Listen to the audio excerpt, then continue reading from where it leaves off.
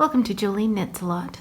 This is a Joline Knits A Lot tutorial on how I do a 1x1 tubular cast on. This is a cast on I've seen in a number of different books that you may have in your own library. The first time I used it, I was reading Cast On Bind Off by Leslie Ann Bester, but I also found it in the Big Book of Knitting, Little Red in the City by Isolde Teague, Cast On, Bind Off, and The Principles of Knitting by June Hemon Hyatt. So if you have any of those books in your library, you may already have this cast on available to you. I'm going to show you how I do it. This is essentially a long tail cast on, and it doesn't require waste yarn. So I'm going to pull out a tail of about 4 times the length that I require for my cast on.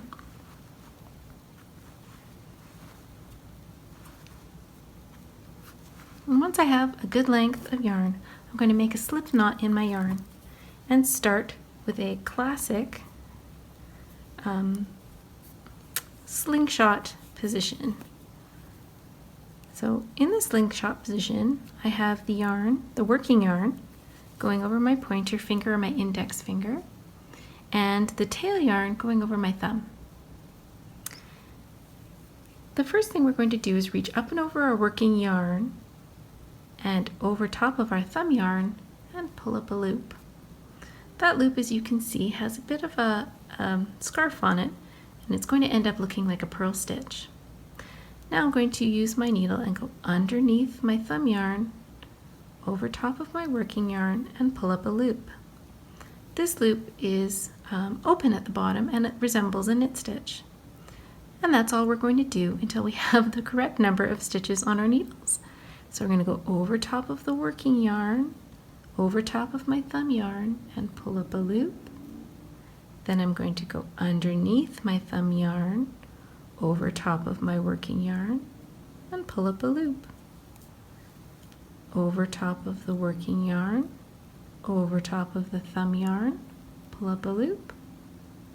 Underneath the thumb yarn, over top of the working yarn, and pull up a loop. Over top of the working yarn, over top of the thumb yarn, underneath the thumb yarn, over top of the working yarn.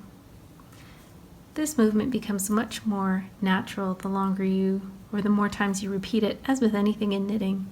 So we're going to go over top of the working yarn, over top of the thumb yarn, and then underneath the thumb yarn, and over top of the working yarn.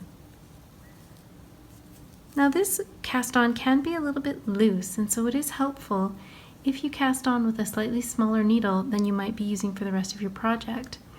I tend to use the same needle I am going to be knitting my ribbing in, but that's just personal preference, and you will learn what is best for you the more times you use this cast on.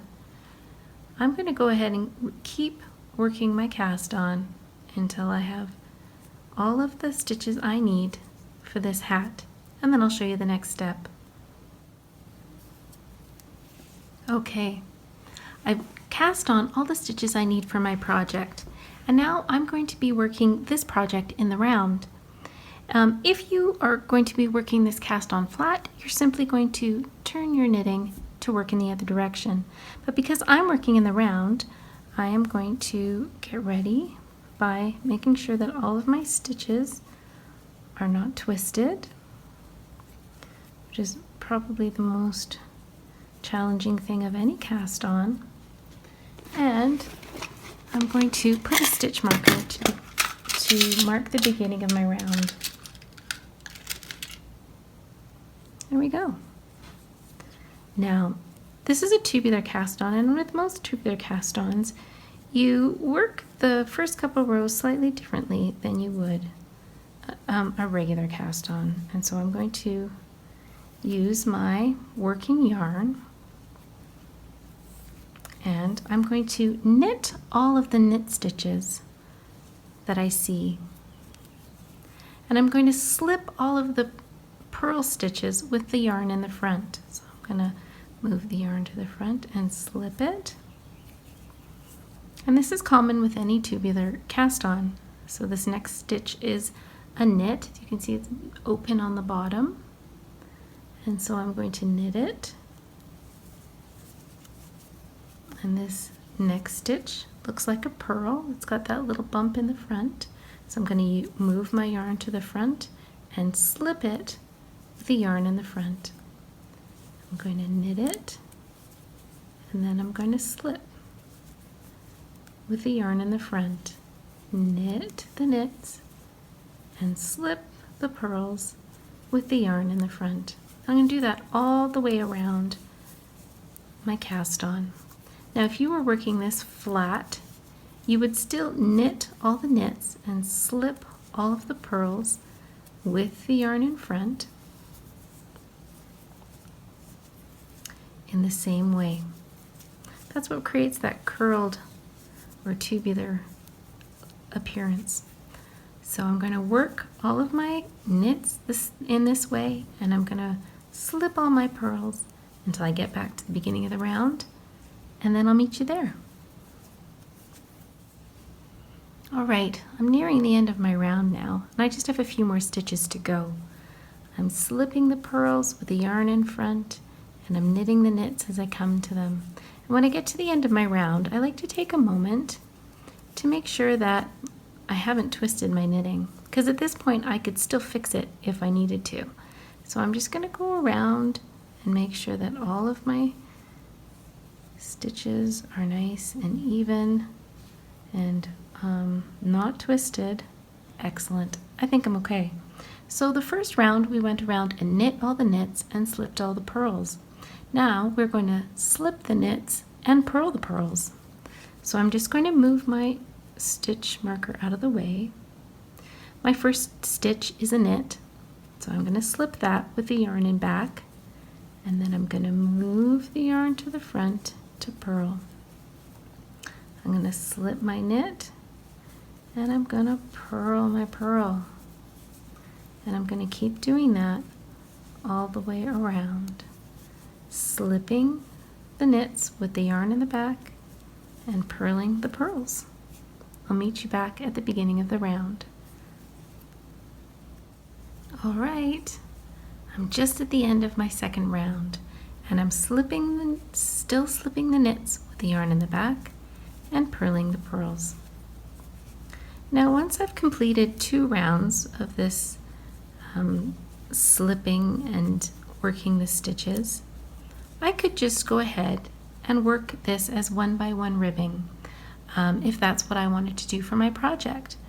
The hat that I'm planning to make actually uses a 2x2 ribbing, so I'm going to show you how to turn this 1x1 cast on into a 2x2 cast on.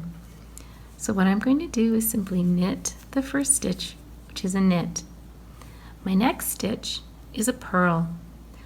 So I'm going to drop it to the back. This is woolly yarn, so it's not going to go anywhere. And I'm going to knit the next stitch. And then I'm going to go pick up that purl, and I'm going to purl the next 2 stitches. Purl, purl. Then I'm going to knit one. Now the next stitch I need is going to be a knit stitch. So I'm going to drop that purl to the back. I'm going to knit a stitch. And then I'm going to go pick up that purl and purl 2 stitches. And I'm going to keep going all the way around until I have 2x2 ribbing all the way around my project. I hope you enjoyed this tutorial. It's a pretty handy cast on. I like to use it because I don't like to fiddle with waste yarn if I don't have to.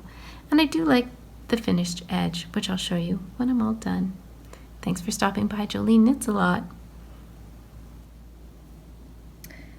I finished going all the way around my knitting, having the knit stitches and the purl stitches trade places so that I'm left with a knit 2 purl 2 rib. This is what it looks like. If you were needing a 1x1 rib, you could just go ahead and knit after you complete the 2 rounds of tubular knitting, which is knitting one stitch and slipping one stitch, and then the next round slipping one stitch and purling one stitch. I hope that this tutorial was helpful for you. I hope that you give this long tail tubular cast on a try, and I can't wait to hear about what projects you end up making.